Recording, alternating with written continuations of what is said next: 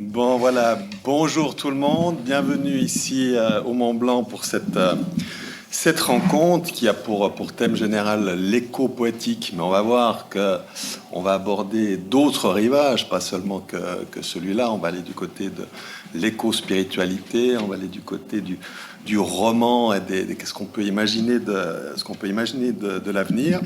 Je vais peut-être commencer par vous présenter les auteurs qui nous font le plaisir d'être ici avec nous cet après-midi. Je vais commencer par rendre à ma gauche Alexandre Grandjean. Alors j'ai fait une sorte de petite biographie, vous me direz les uns et les autres si j'ai bien fait mon travail ou si Wikipédia et les quatrièmes de couverture sont faux.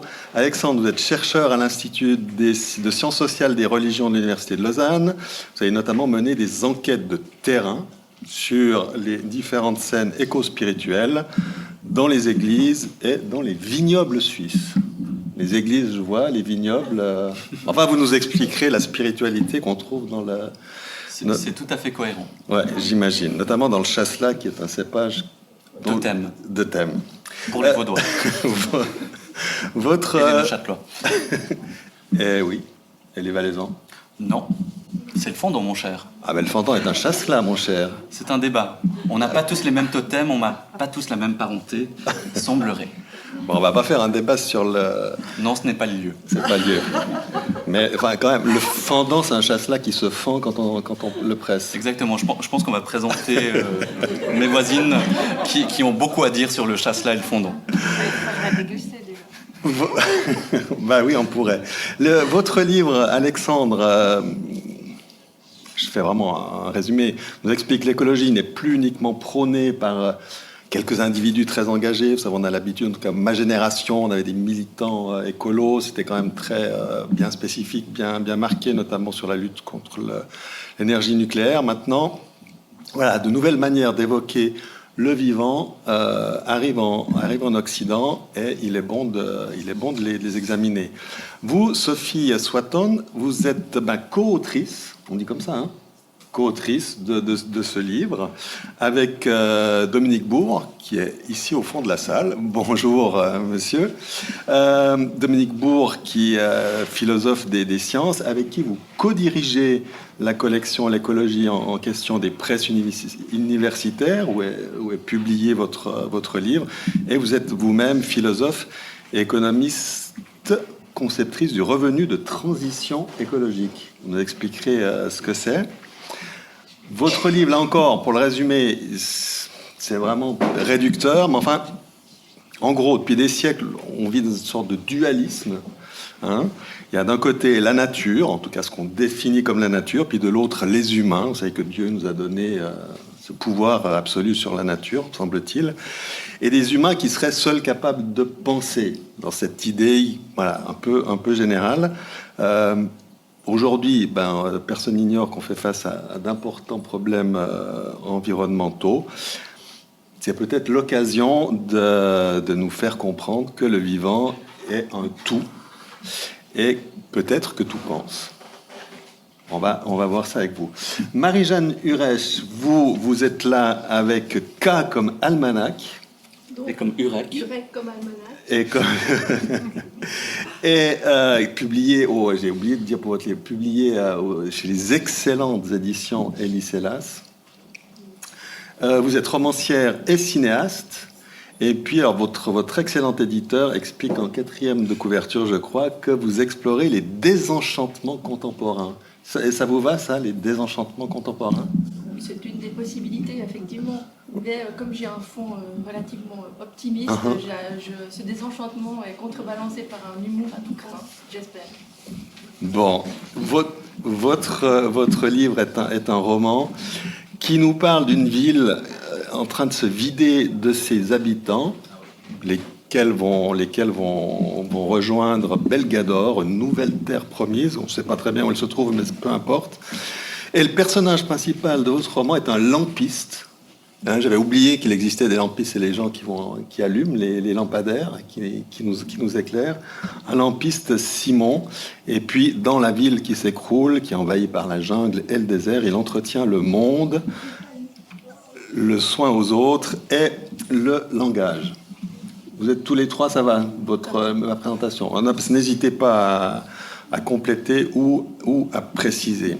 Je reviens à vous, Alexandre. On va commencer peut-être par là. Donc, l'écologie, on voit tous ce que c'est. Il y a une tradition de militantisme écolo, comme on le disait à l'époque, plutôt située à gauche, traditionnellement, dans les années 70, en tout cas.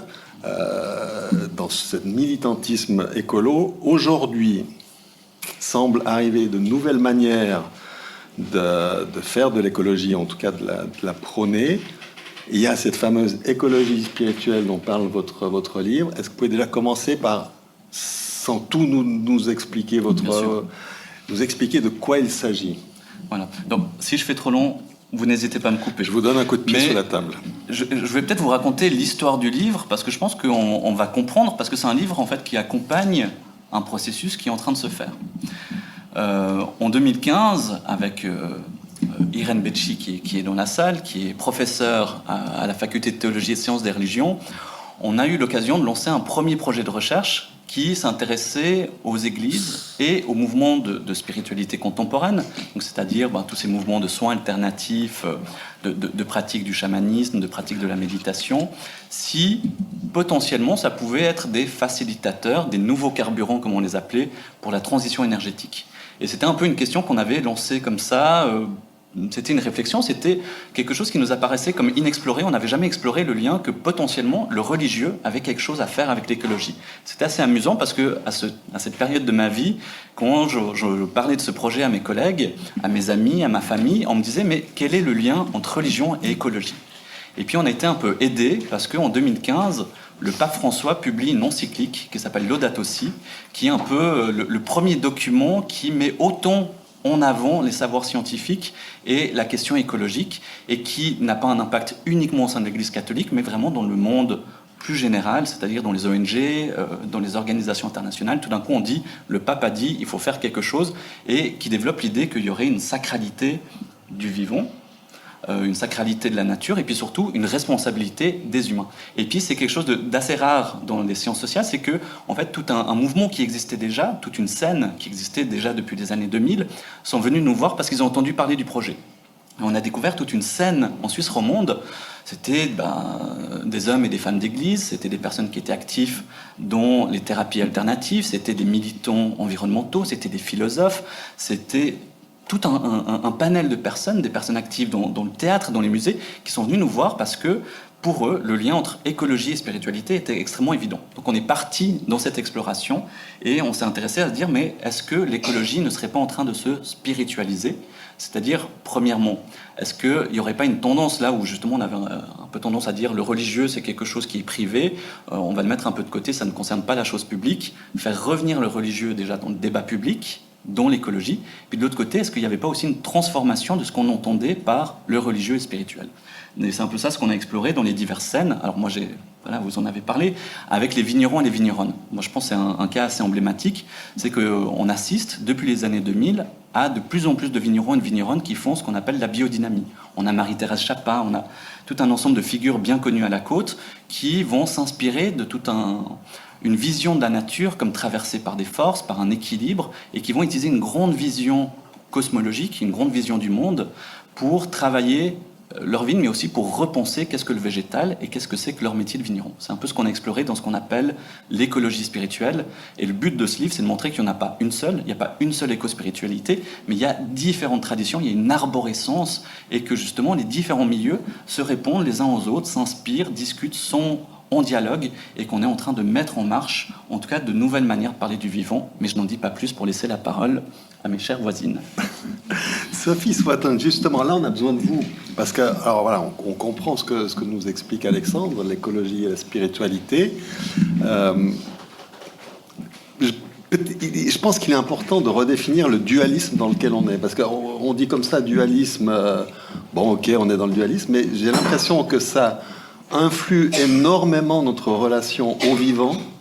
Et donc, ce dualisme qui fait qu'on serait nous, les humains d'un côté, et puis les cailloux, les animaux et les plantes de l'autre, a une grande influence sur notre être au monde et sur ce qu'on examine. Oui, alors je vais essayer d'apporter une forme de vulgarisation, Oui. tout en expliquant un peu le dualisme. On parle aussi de pensée mécaniste, quelque part. C'est la manière dont petit à petit, l'homme, l'être humain, l'homme avec un grand H, on va dire, était perçu comme faisant partie intégrante du cosmos, d'un tout, d'une nature qui le dépasse, quelque part, et comment petit à petit, il y a une forme d'autonomisation de la relation au monde à travers la pensée, selon laquelle l'être humain serait hors de la nature. Et du fait du cerveau, du fait de la pensée, du fait des nécessités de nommer le réel, d'avoir prise pour le nommer, pour l'expliquer, il y a une forme d'autonomisation de la pensée et du coup une mise à distance du monde. Et c'est comme si l'être humain était hors de la Terre et qui permettait des interactions en la jugeant, en l'observant, en la percevant, non plus de l'intérieur, dans son corps, dans son ressenti, dans son émotionnel, mais à travers un filtre objectif, froid, rationaliste, jusqu'au point de pouvoir la considérer non plus comme quelque chose de sacré, les arbres, comme ayant une valeur intrinsèque, c'est-à-dire une valeur en soi, mais comme devenant un outil, une réserve pour sa propre exploitation. D'où la notion de rapport de domination. C'est-à-dire que la nature, et ça augmentera bien sûr après avec le productivisme, avec la technologie, avec la modernité, devient explicable rationnellement, perd sa dimension un peu mystérieuse, mais plus ce qui était nécessaire, cette dimension rationnelle arrive, moins la nature est perçue comme quelque chose d'englobant, permettant des interactions entre les mondes minéraux, végétaux, humains, avec une porosité entre des mondes qu'on a cloisonnés, jusqu'à en extraire l'homme qui devient... Alors, on pourrait parler, sur l'interprétation de la Genèse, l'interprétation de l'homme qui va dominer, la nature est faite pour lui, et jusqu'à une forme très aboutie d'économie où les arbres deviennent du bois, la terre devient une énergie fossile, les animaux deviennent du bétail pour le manger, pour le consommer, et la nature finalement se résume à un algorithme entre production et consommation. Alors Marie-Jeanne, vous êtes romancière, donc là on a deux théoriciens qui nous expliquent, comment ça se passe.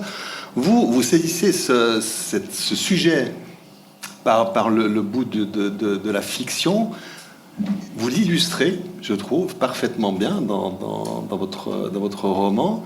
Mais pourquoi est-ce que vous avez choisi cette on appelle ça la collapsologie. Je ne sais pas si vous êtes OK avec ce terme. Collapsologie serait l'idée que le monde est en train de collapser, est en train d'aller mal. Pourquoi cette problématique-là vous semble être une inspiration romanesque?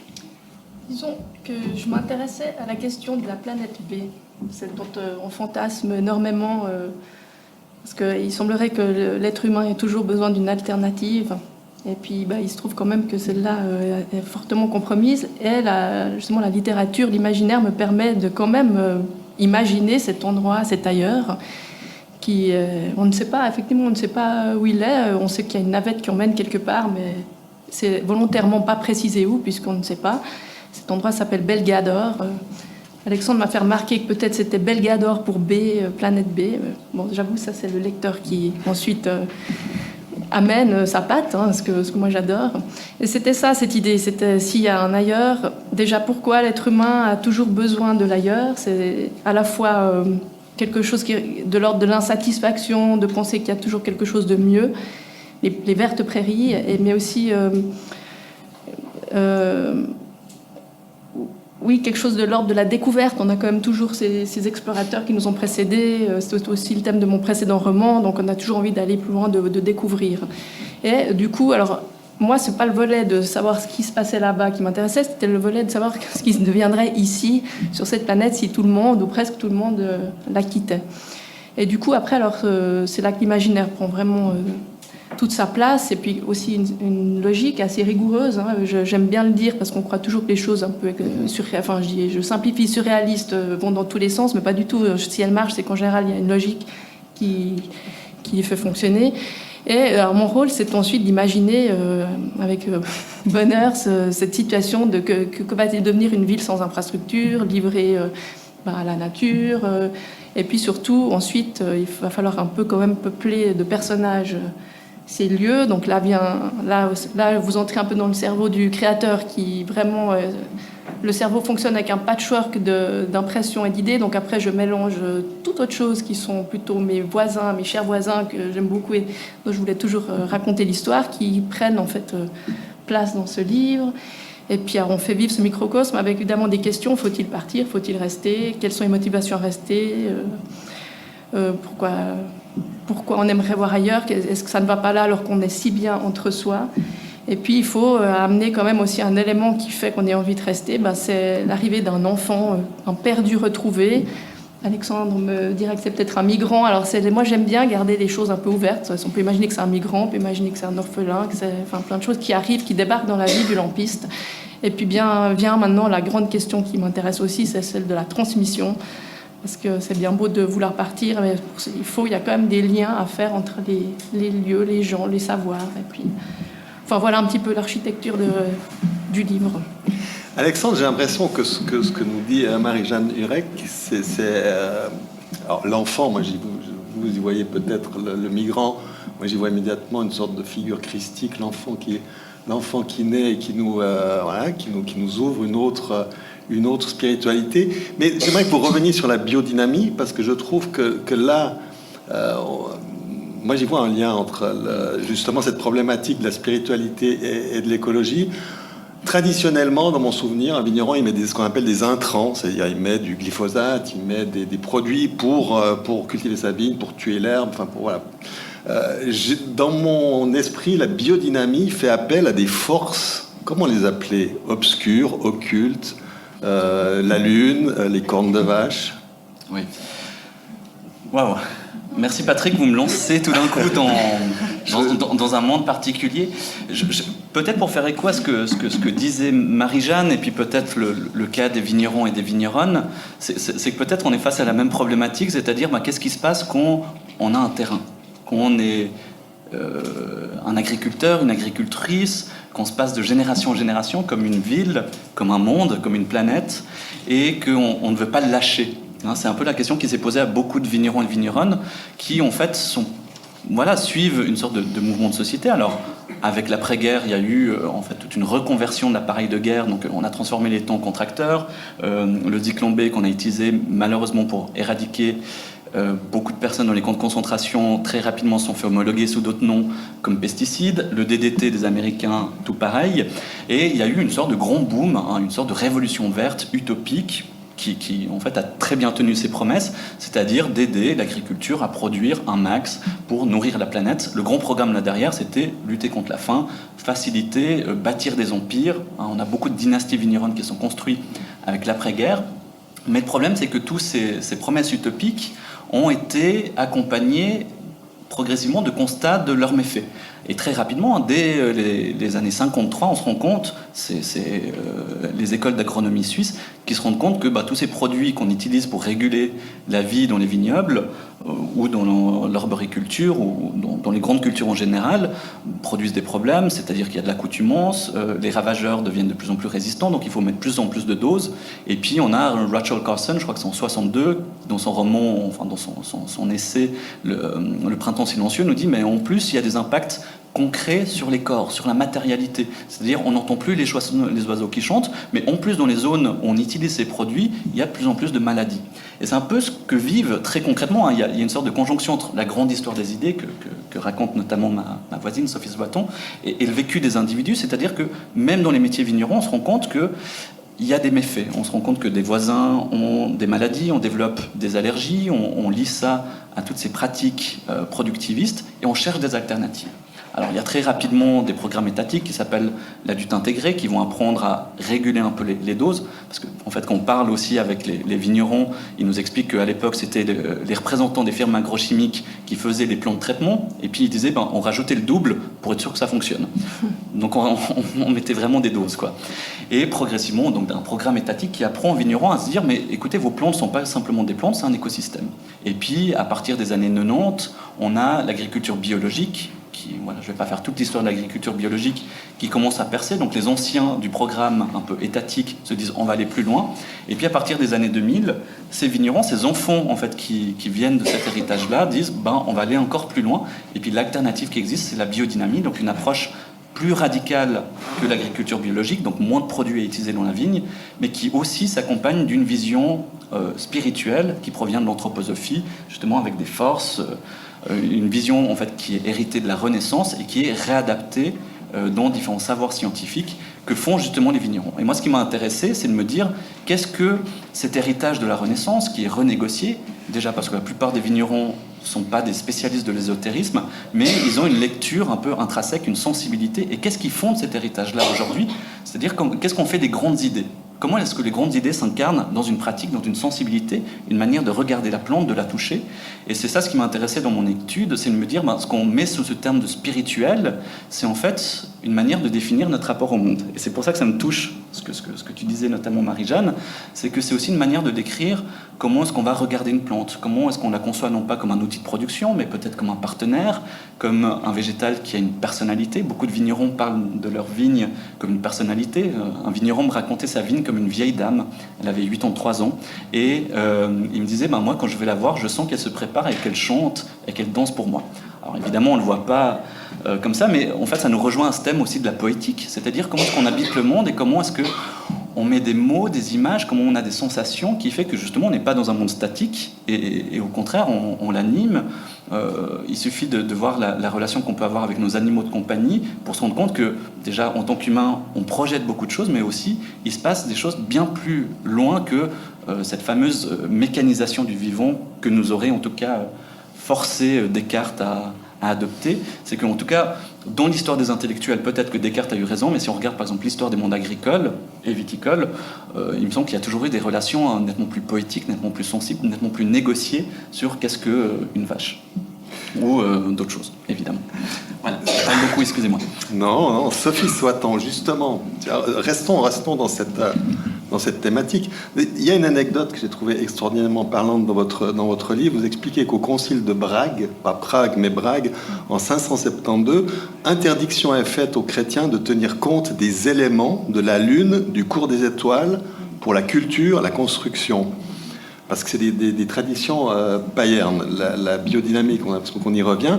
Et ma question, au-delà de ce constat, c'est est-ce qu'on peut parler d'un savoir de la nature, d'un savoir qui serait par définition indicible et non linguistique ? Alors merci effectivement pour cette question. Je crois que vous parlez de Descartes bien sûr, et puis j'ai envie de dire le paroxysme aussi de la modernité et du siècle dit des Lumières, cette intelligence rationnelle, et là où il y a eu le plus de bûchers, de sorcières, d'attaques en sorcellerie, archétype des sorciers, des hommes et des femmes aussi, mais archétype précisément de ces savoirs emblématiques, différents, donnés par des femmes dans le peuple, des sages-femmes, délocalisés, associés aussi à un vocabulaire, à du patois, à un langage différent, pour une volonté de centralisation. Excusez-moi, on ne voyait rien du tout, mais souvent très masculine, d'autorité centralisée avec un savoir unique et au nom de la modernité. Et c'est très intéressant dans le concile que vous citez, c'est comment en fait ce savoir de la nature, oui, je répondrai oui, il y a comme un savoir de la nature, est jugé dangereux parce que précisément échappant à une forme de contrôle aussi social, bien évidemment politique. Les femmes isolées sont dangereuses aussi, sans l'autorité forcément des maris, avec des terres intéressantes. Donc un lien qu'on retrouve aussi avec le mouvement d'émancipation, des enclosures en Angleterre sur comment séparer les forêts qui étaient accessibles aux vagabonds, etc. Des gens devenus jugés dangereux. Donc comment tout un système économique, politique, culturel se met en place pour décider que la Lune est dangereuse, que les savoirs avec la terre sont dangereux. Que cultiver des graines ou des semences interdites, on est beaucoup chez les cathares aussi, et malgré ce, ça a perduré, c'est dangereux. Et ce qu'il y a d'intéressant, c'est que malgré tout, ces savoirs ont perduré.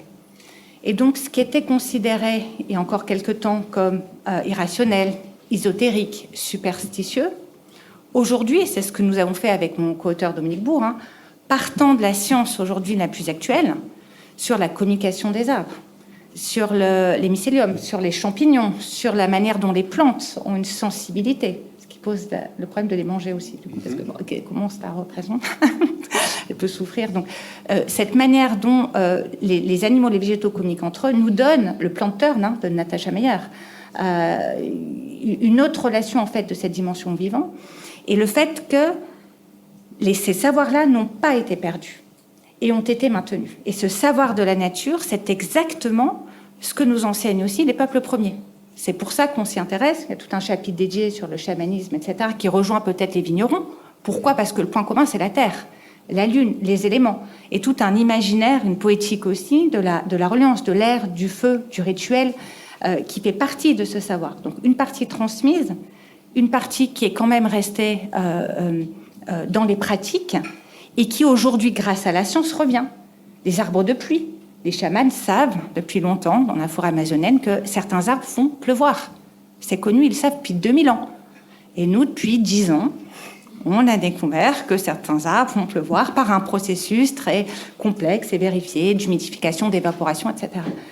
Donc la question aujourd'hui, c'est pas tant de disqualifier ou de dire c'est bien, c'est mal, sortir peut-être d'une vision manichéenne, mais se dire finalement qu'est-ce qu'il y avait de si intéressant dans ces savoirs pour qu'ils aient été éradiqués, mais surtout qu'est-ce qu'il y a de si intéressant pour que la science aujourd'hui puisse s'y intéresser et permettre de redonner un regard nouveau et de faire de ces objets des objets à part entière, dignes d'intérêt, mais avec des modalités de transmission de connaissances différentes de celles de nos universités dans lesquelles j'enseigne. C'est bien, mais il y a aussi peut-être une autre forme d'université complémentaire qui fait que des personnes peut-être analphabètes, mais soient peut-être beaucoup plus experts que certains dits spécialistes dans les universités, mais qui peuvent collaborer pour expliquer et du coup peut-être amener une forme de sensibilité, une forme, je dirais, alors entre cerveau droit et cerveau gauche, à une forme d'approche peut-être plus affective, émotionnelle,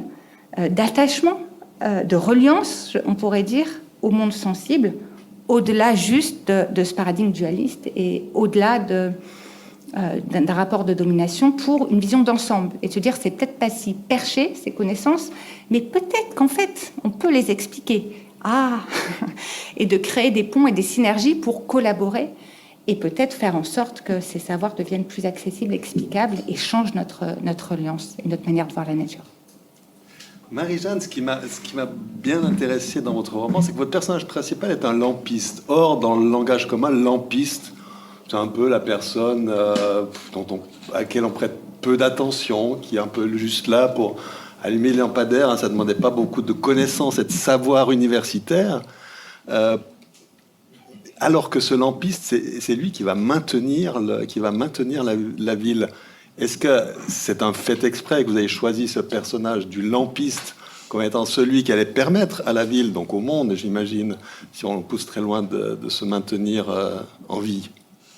Bon, déjà, pour moi, la lumière est toujours synonyme de vie, quelque part. Donc, dans énormément de mes romans, je traite de cette question, des pannes d'électricité, de choses comme ça. Donc, pour moi, c'était déjà le symbole. La lumière, c'est le symbole de la vie. Donc, il suffit qu'il y ait une lumière encore allumée sur la Terre et il y a de la vie sur la Terre, enfin, de la vie humaine sur la Terre. Donc, c'était important. Ensuite, je crois au rôle des gens qu'on ne voit pas ou qui ont des métiers qui ont l'air inutiles ou qui sont plutôt dans l'ombre.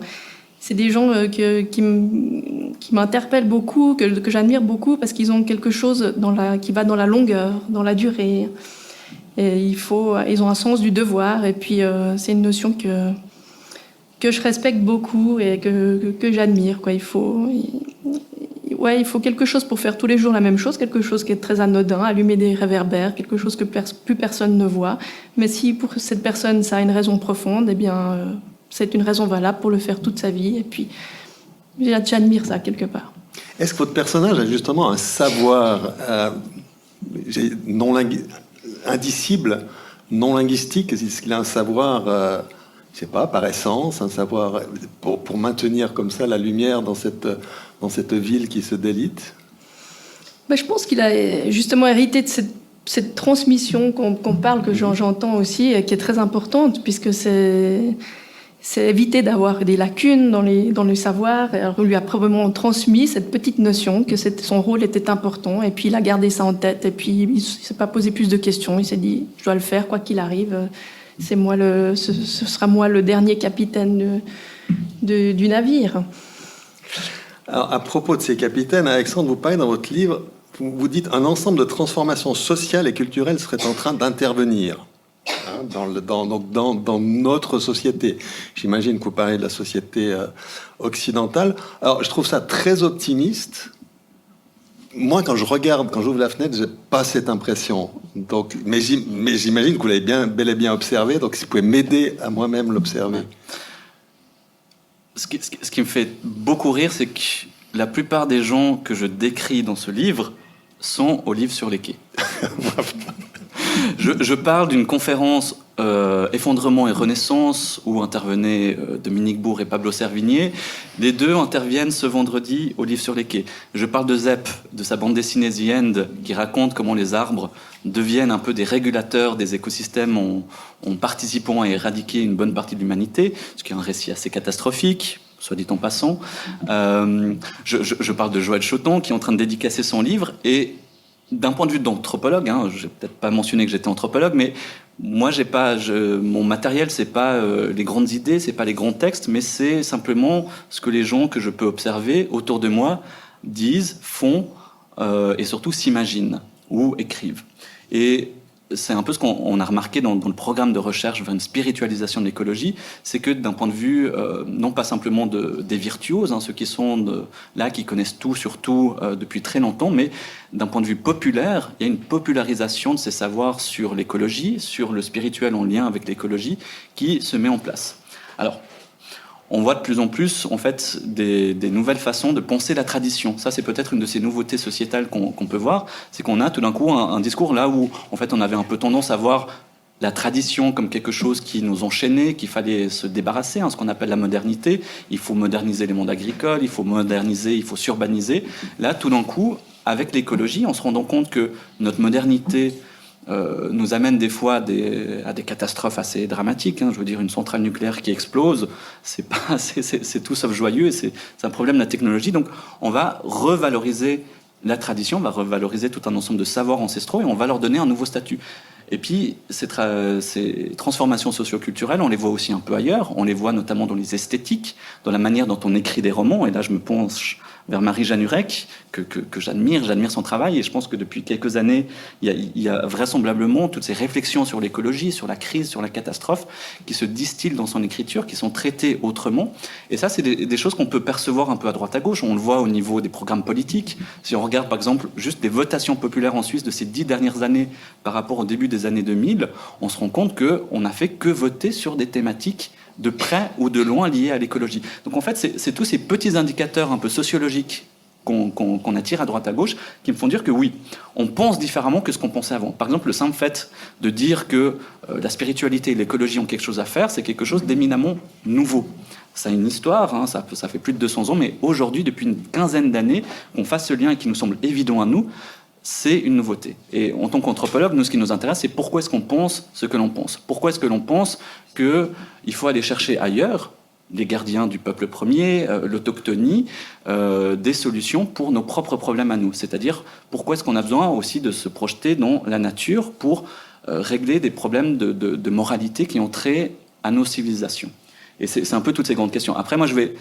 Évidemment, on détaille qu'il y a des transformations socioculturelles, ça prend du temps, ça peut aller très vite, mais ça va aussi très lentement. On se rend compte que le système économique n'est pas en train de changer, on se rend compte qu'on n'est pas en train de réduire nos émissions de CO2, et puis c'est aussi un peu la partie critique des sciences sociales, on se rend compte que, entre guillemets, on crée des cultures sociales, mais qui s'adressent à certaines classes de la société. C'est-à-dire que quand on parle d'écologie, cette salle est assez représentative, on parle de gens qui ont accès à la lecture, qui ont déjà une préconnaissance de qu'est-ce que l'écologie. L'écologie, c'est une myriade de micro-connaissances sur qu'est-ce que le CO2, qu'est-ce que la 6e extinction de masse, enfin tout un ensemble de choses complexes à savoir, et on est des fois dans des entre-soi où on n'arrive pas à toucher d'autres populations ou à les inciter parce qu'il y a des enjeux de classe sociale, des notions aussi un peu d'éducation qui font que c'est compliqué de changer tout un système. Et puis, un système économique qui a de la peine à se réformer. Donc, d'un côté, oui, ça se transforme, ça va très vite, en tout cas dans le milieu culturel, dans les théâtres, même à l'université, ce que j'entends avec ma voisine. Mais voilà, on voit aussi qu'il y a énormément de freins pour ces transformations socio-culturelles. Là, j'ai besoin de la philosophe Sophie Soiton. J'entends bien ce que dit Alexandre. Se pose la question et c'est le sous-titre du livre que vous avez coécrit avec Dominique Bourg, comment on peut penser ça ? Comment est-ce qu'on pense le monde ? Donc on a vu qu'il y avait un dualisme de base, en tout cas depuis un certain temps.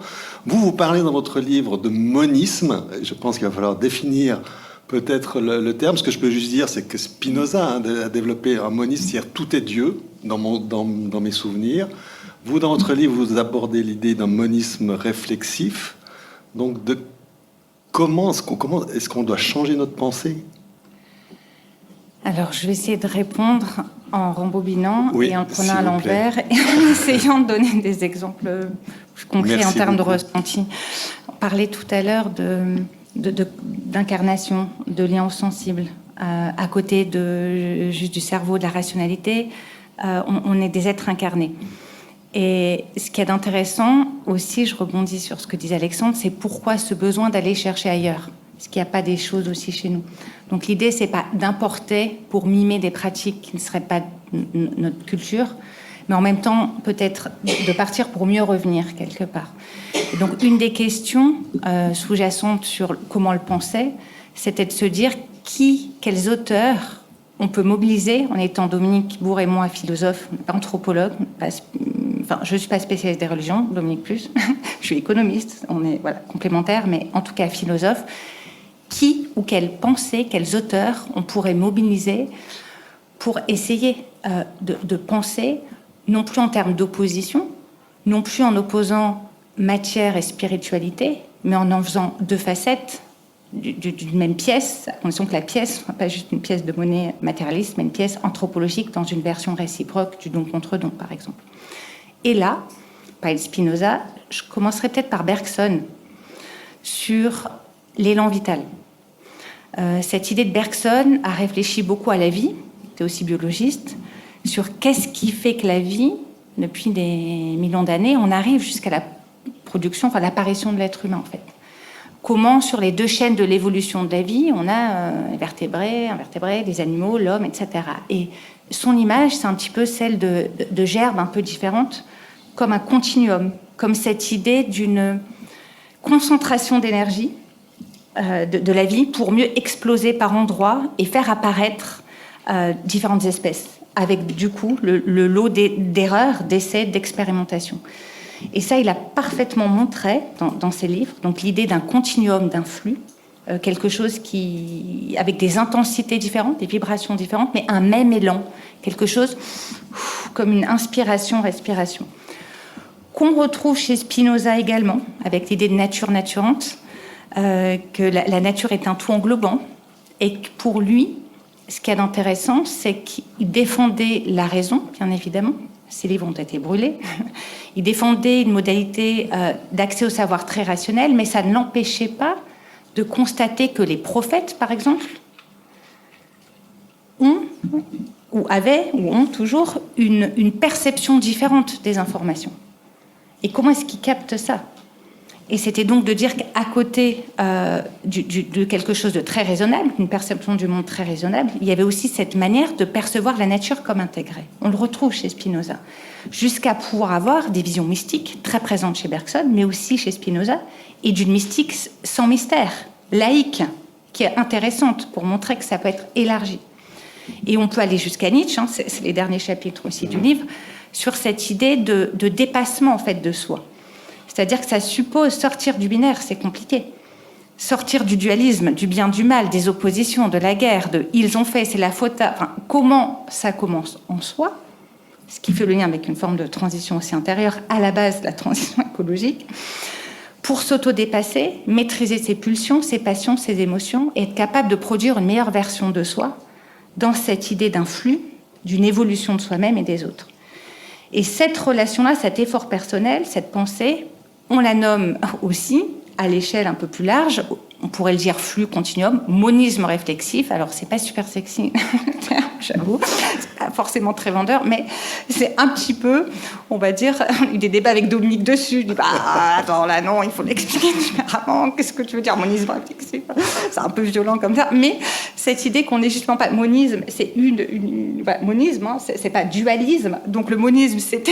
Merci d'avoir pu avoir des questions précédentes qui permettent d'arriver. Donc, c'est pour s'opposer à la dualité, penser en fait un flux unique, une pensée unique, une dimension en fait unique, et réflexif permettant ce retour aussi en soi de penser. Donc, c'est quelque chose qu'on pense, mais attention, on ne va pas penser comme une pierre non plus. Je reprends Bergson, mais ça ne veut pas dire que la pierre, et Bergson le dit très bien aussi, n'a pas un niveau vibratoire. Et on le voit du coup dans le chamanisme, dans les savoirs, dans les transmissions, dans la manière de soigner aussi aujourd'hui. Les plantes également peuvent avoir, alors je ne dirais pas jusqu'à l'esprit de la plante, mais pourquoi pas dans ces cultures, c'est là, mais comment elles ont des vertus qui permettent de transmettre aussi d'énergie. Et comment il y a une alchimie qui peut s'opérer entre nous pour être soigné, guérir, et dans une relation réciproque, différente de juste je prends. Comment on se traite ensemble. Et donc ce monisme réflexif, au-delà du terme un peu barbare, je vous l'accorde, comment en fait est-ce qu'on peut l'appliquer de la pierre à la plante, aux animaux, jusqu'à nous, jusqu'à un tout plus grand. Donc c'est ça en fait l'idée. C'est comment repenser ensemble dans un tout harmonieux, sans opposer la raison et la sensibilité, mais en pensant différemment dans une vision plutôt ternaire, on va dire. C'est très simple. Est-ce qu'arrivé là, vous avez envie de poser des questions? Non, parce que moi, je bavarde, j'ai la chance d'avoir ces trois auteurs avec moi, mais peut-être que vous avez des questions à leur poser. Ou est-ce que tout ça vous trouble et vous impressionne? Oui. Bon, moi, j'en aurais plein de questions, mais une remarque. Je ne pensais pas que la notion d'interdépendance est fondamentale dans la compréhension de... C'est juste... ça me semble un élément essentiel. L'idée de... Parce qu'en fait, on parle de vision holistique du monde, quoi. Donc, il y a une interdépendance. Pour ça, c'est juste vous entendre là-dessus. Puis, une question à Alexandre. Il parlait des freins. Dans le livre Primauté du vivant, que je trouve remarquable, il y a non seulement des remarques sur le fameux concile et les interdits par rapport à la Lune et le Soleil, mais il y a aussi la plus antérieure. Enfin, je n'ai pas tout à fait fini, mais j'ai lu ça. Je suis en train de le lire. Mais il y a quand même, à la base, enfin, il y a quand même une conception du monde qui paraît assez dualiste, enfin, une séparation quand même. Vous le montrez très, très bien.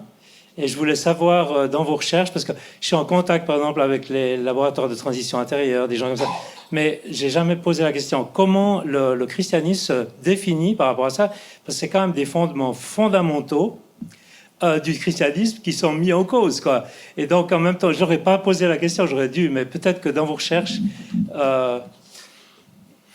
Alexandre. Très brièvement, merci pour votre question, c'est très intéressant. Du point de vue un peu des sciences sociales des religions, nous, on voit pas le christianisme comme un bloc, on voit plutôt le christianisme comme beaucoup de tensions. Hein. Et je pense que si à un moment, il a fallu un peu fixer des règles, il y a eu tous ces conciles pour dire non, mais à ce moment, la Vierge Marie est vraiment mère de Dieu, enfin Théotokos. Et puis à un moment, on va arrêter avec ceux qui regardent les étoiles, parce que en fait, les christianismes sont pluriels, c'est des histoires d'hérésie, de schisme, et en fait, c'est des institutions qui bougent et qui sont éminemment réflexives. Sur les questions écologiques, c'est extrêmement intéressant. C'est dès les années 60, ceux qui étaient à la pointe sur les questions écologiques, c'était le Conseil écuménique des Églises, donc c'est-à-dire l'élite intellectuelle théologique supranationale réunie à Berne sur ces questions-là, qui essayait de parler aux institutions nationales, cantonales en Suisse, c'est encore un peu plus compliqué, et qui essayait d'activer même la base, et on a notamment Virgile de Rochat qui est un de ces pasteurs très actifs de la base, pour essayer un peu de connecter, de dire écologie, il faut réformer, il faut repenser différemment nos traditions religieuses.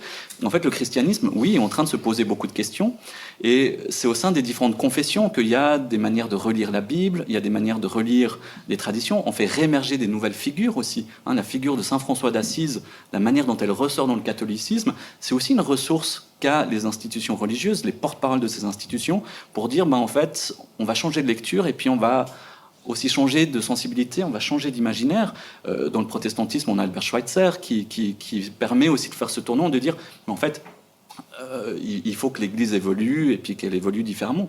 Maintenant, ce qui est intéressant, c'est qu'il y a aussi, là on parle surtout du protestantisme ou du catholicisme libéral, qui est plutôt dans une approche plutôt interprétative de l'histoire, du Jésus historique ou du rapport au texte, qu'on va dans les tendances plutôt conservatrices. On a aussi des questions écologiques qui sont peut-être moins joyeuses. On a notamment la première traduction du texte de Lynn White, Les origines de notre crise écologique, qui est à la base de cette réflexion dans les églises, parce qu'il accuse le christianisme, des traditions abrahamiques, d'avoir créé cette séparation nature-culture. Et en fait, les premiers à le traduire en français, ce sont plutôt des tendances conservatrices. C'est l'Abri, qui est basé à Weymouth, d'où vient Stéphane Bovon, juste là-bas, qui est un des grands pasteurs néo-calvinistes, plutôt conservateurs, qui va reprendre cet argument en disant, voyez bien, la pollution de la nature, c'est la preuve de la pollution de la modernité, donc il faut se réformer et puis revenir à des lectures plus conservatrices de la Bible. Donc on voit que l'écologie, dans les courants libéraux que conservateurs, sont travaillés par ces traditions-là, et puis on va voir émerger de nouvelles églises. Il y a notamment une église qui s'est créée aux États-Unis, qui est l'église de l'écologie profonde, qui prône justement une symbiose radicale d'interdépendance, pour revenir à ce que vous disiez avant. Donc en fait, on assiste à des nouveaux mouvements religieux qui prennent tous ces savoirs scientifiques et qui vont en faire autre chose. Et c'est ça la créativité religieuse, c'est ce qu'on observe nous en tant qu'anthropologues. C'est non pas le statisme des traditions, mais c'est plutôt la créativité de ceux qui sont dans ces traditions pour parler, pour prendre position, pour être en désaccord. Et c'est ça ce qu'on observe en train de se faire. C'est ça ce qui est fascinant. C'est, quand je parlais de transformation socioculturelle, c'est jamais unidirectionnel, c'est toujours des fois un peu agonistique, en friction. Mais oui, ça bouge très fortement. Voilà, l'Hervé, l'Église protestante réformée vaudoise, en 2015 disait « l'écologie, ça ne nous concerne pas du tout. Nous, ce qu'il nous faut, c'est le social et le salut des âmes. » Et aujourd'hui, ça fait partie de la constitution du synode de dire « on fait de l'écologie ». Donc, ça peut retourner très vite. Sophie, Marie-Jeanne, vous voulez intervenir sur cette question ? Pas tellement une question sur laquelle j'ai les connaissances pour intervenir, désolée. Je crois qu'il y avait une question sur l'interdépendance, mais pardon, parce que je ne me rappelle plus, l'interdépendance, en fait, à quel niveau Il me semble que dans la vision holistique, on vous entend. On a l'idée d'interdépendance, quoi, que l'homme est en lien profond avec l'univers, avec les plantes, les animaux. C'était juste à ce niveau-là, quoi. D'accord. Et donc, il me semble qu'il y a cette idée, moi je la connais un peu à travers le bouddhisme, c'est essentiel par exemple, et dans d'autres traditions aussi, hindouisme aussi. Donc voilà, c'est juste vous entendre là-dessus, parce que ça me paraît essentiel. Indirectement, vous en parlez dans le livre, il me semble. Oui, alors complètement, mais j'étais bloquée sur l'interdépendance, de ne pas être en silo dans les sciences. C'était ça que j'avais, donc la manière dont on collabore, en fait, et la table ronde le montre très bien aussi, c'est on a besoin de nouveaux imaginaires pour une manière de décrire différente la relation vivant, de nouveaux récits. On en parle beaucoup, mais on ne les voit pas. Et je trouve ça fondamental d'avoir des romans, des œuvres, des réalisations qui montrent, en fait, pas que du monisme. Il faut pouvoir s'adresser aussi à tout le monde et à tous les niveaux et en permanence. Donc pour moi, c'est complémentaire et c'est vraiment dans l'arborescence et la reliance, cette canopée qui tisse ces liens que tu décris très bien. Et je crois qu'il y a un mot aussi, c'est l'humilité sur l'humus, qu'on prononce pas assez, à mon humble avis, de le dire, et sur la vulnérabilité. Et en fait, notre intuition aussi, c'est l'interdépendance. Pour la reconnaître, il faut être humble. C'est-à-dire qu'on a aussi besoin des autres et qu'on a besoin de la terre. Ça paraît super simple, mais quand on entend des oppositions au niveau politique, oui, ça va, vos arbres, ce qui compte, allez, la lutte sociale, mais pareil au niveau politique, c'est telle thématique. Oui, on n'est pas obligé d'aimer les papillons, mais si tu les protèges pas, les arbres, c'est l'espèce humaine qui va disparaître. Et la nature peut se passer de nous. On n'est peut-être qu'une expérimentation dans la nature. Elle survivra très bien, la Terre, après. Elle mettra quelques années, mais elle va s'en remettre. Nous, c'est plus compliqué. Donc, prendre conscience de l'interdépendance, c'est faire preuve d'humilité et de reconnaître sa vulnérabilité. Et à partir de là, on devient super fort. Parce que ça crée une dynamique. Vous parlez de Pablo Servigne, qui est aussi un co-auteur, pour des propositions plus pragmatiques, si jamais vous avez vu. et pour des propositions de coopération plutôt que des rapports de domination qui existent dans la nature, qui existent en économie, avec l'économie sociale et solidaire, qui existent avec cette troisième voie entre le tout l'État, entre le tout marché, mais qui malheureusement n'est pas suffisamment encore enseignée dans les manuels d'économie à l'école, ce qui serait notre thématique. Est-ce qu'il y a une autre question? Oui. Allez-y.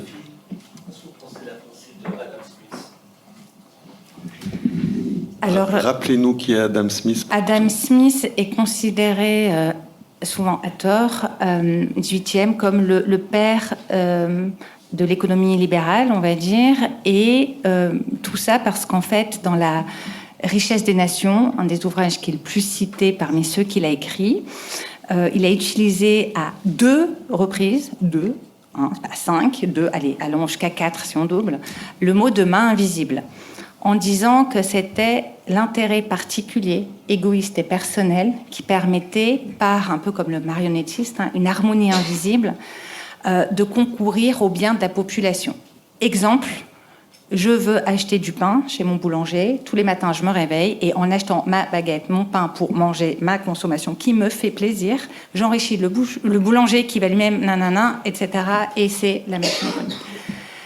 Donc, je dis OK, ce que je pense, c'est que cette interprétation est extrêmement réductrice. C'est ce qu'on défend avec mon co-auteur contre le réductionnisme. Et qu'Adam Smith était philosophe avant d'être économiste. Et qu'avant la richesse des nations, merci beaucoup pour votre question, vous me faites un bien fou thérapeutique. Vous me direz combien je vous dois pour la psychanalyse. Donc, il a écrit ces 4 articles, si on reste sur Aristote.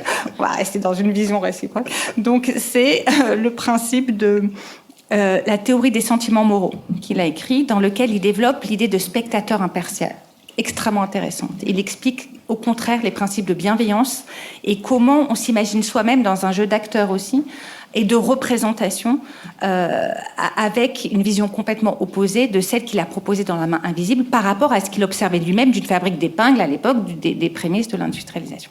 J'arrête là, parce que sinon on part sur un cours économique. Merci beaucoup. Marie-Jeanne Hurek, j'ai une question pour vous. Il y a un passage qui me trouble dans votre livre. Moi, je vois votre livre comme une parabole, mais j'ai peut-être des défauts comme ça de compréhension. Mais à un moment donné, vous expliquez la ville reprenait vie, une vie sans homme avec des poils et de la bave au museau. Je trouve que c'est une très belle formule. Et j'ai l'impression, en vous lisant, que votre livre parle de la possibilité d'être, en fait. Une possibilité qui nous est offerte, mais qu'on n'est pas obligé de prendre. Et j'ai eu l'impression que la proposition de Simon, du lampiste et de l'enfant, était de nous individuer pour repenser un collectif. Enfin, comme s'il y avait un passage dialectique. On devait retourner à qu'est-ce que c'est qu'être un individu, qu'est-ce qu'être présent au monde, pour pouvoir ensuite le refaire de manière collective. Est-ce que je délire totalement ? Non, mais vous savez, il y a des choses très terre-à-terre qui se posent quand on écrit ce roman, et qui sont, quand tout s'effrite, qu'est-ce qui reste ? Il reste des fondamentaux, tout bêtement. Ces fondamentaux, c'est bêtement se nourrir, survivre du mieux qu'on peut, et puis un des fondamentaux est celui, encore une fois, de transmettre. Là, c'est un petit enfant. Donc pour moi, c'est ça les fondamentaux qui restent. Après, c'est des questions un peu de luxe, des questions théoriques, des questions qui ne s'imposent pas dans cette situation-là, je trouve. Et quand vous travaillez, on voit bien nos chercheurs, enfin les philosophes, les anthropologues, on voit bien comment ils travaillent. Enfin, en tout cas, on croit savoir comment ils travaillent.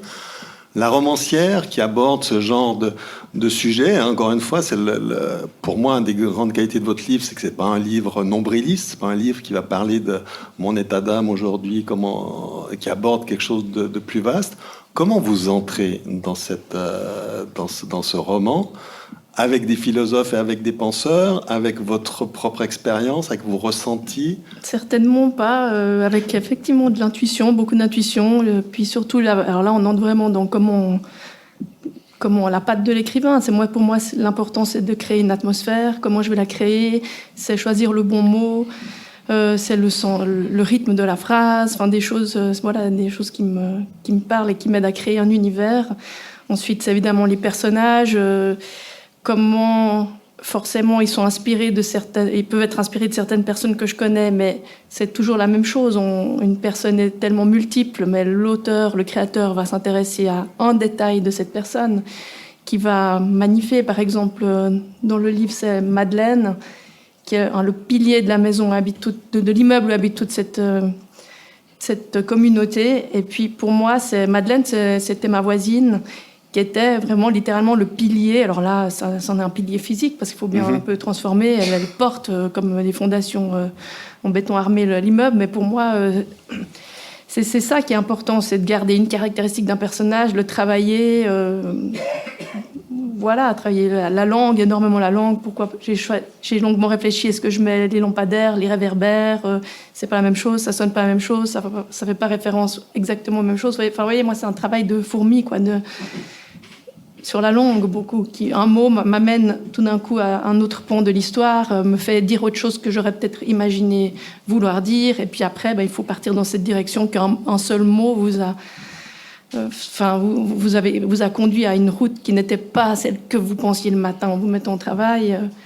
C'est cette alchimie-là qui fait ensuite toute l'atmosphère du livre. Pour moi, c'est plus que l'histoire, c'est l'atmosphère que je retiens. D'ailleurs, c'est ce que je retiens des livres que je lis. J'ai une très très mauvaise mémoire, mais je retiens très bien les atmosphères du château de Kafka, par exemple. Par contre, je me rappelle plus bien l'histoire, mais j'ai gardé en moi toute cette atmosphère-là. Voilà. Alexandre, vous qui êtes un lecteur privilégié d'Anne-Marie Jurek, vous êtes en partie son éditeur, est-ce qu'on peut dire que c'est une romancière biodynamique ?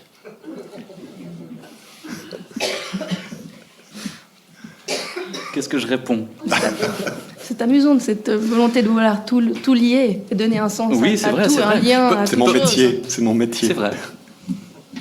Merci de me donner une autre occasion. Peut-être que des choses ne sont pas liées et peut-être que des choses ne sont pas interdépendantes dans le monde et peut-être qu'il faut le rappeler aussi alors qu'on nous dit que tout est connecté.